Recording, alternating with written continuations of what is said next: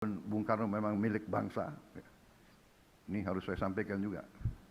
Bung Karno milik bangsa. Tadi kita jawaban harus matematis dan menurut saya jawabannya adalah bahwa kemungkinan besar, bukan kemungkinan, saya yakin sistem perekonomian yang kita jalankan berada pada trajektori yang tidak tepat. Mungkin perbedaan kita dengan negara-negara seperti Meksiko, seperti India, Filipina, dan lain sebagainya adalah perbedaan sistemik.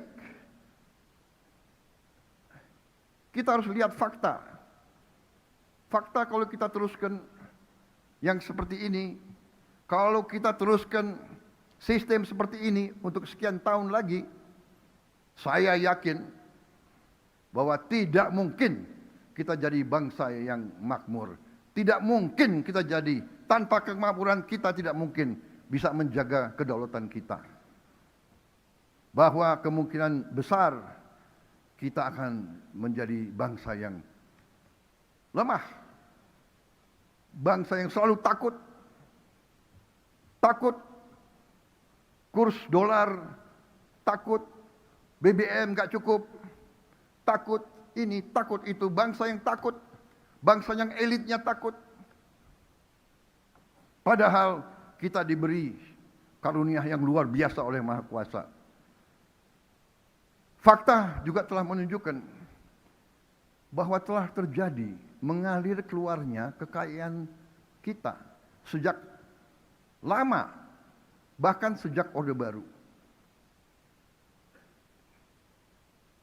Kalau kita melihat masa tahun 50-an, masa pemerintahan Bung Karno, sekali lagi saya bukan membela Bung Karno ya. Walaupun Bung Karno memang milik bangsa, ini harus saya sampaikan juga. Bung Karno milik bangsa. Tapi kita tidak bisa menilai tahun 50 sampai tahun 60-an Indonesia disibukkan oleh intervensi asing. Pemberontakan demi pemberontakan demi pemberontakan. Tidak mungkin kita bangun ekonomi kita. Di awal Orde Baru pun kita dikacaukan oleh banyak masalah. Tapi alhamdulillah kita telah bangun ekonomi kita. Tapi apa yang kita ketemukan setelah berapa puluh tahun? Terjadi apa yang saya namakan outflow of national wealth. Saudara-saudara sekalian, bahwa negara kita tidak pernah rugi. 1 tahun pun kita tidak pernah rugi. Ekspor kita selalu lebih daripada impor kita. Kalau ilmu dagang berarti yang kita jual adalah lebih banyak dari yang kita beli. Harusnya negara ini tidak pernah akan mengalami krisis ekonomi. Tapi apa yang terjadi? Yang terjadi adalah keuntungan kita yang selama 22 tahun adalah 436 miliar dolar, yang keluar adalah 343 miliar dolar. Ini angka-angka dari PBB.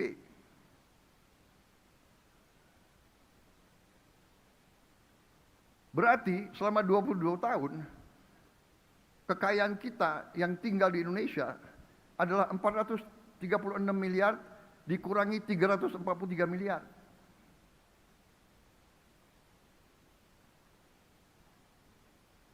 Saudara-saudara sekalian, ini yang sebabnya gaji-gaji guru kecil, gaji-gaji aparat penegak hukum kecil, gaji-gaji ASN kecil. Ini yang selalu anggaran tidak cukup, anggaran tidak kuat, dan sebagainya.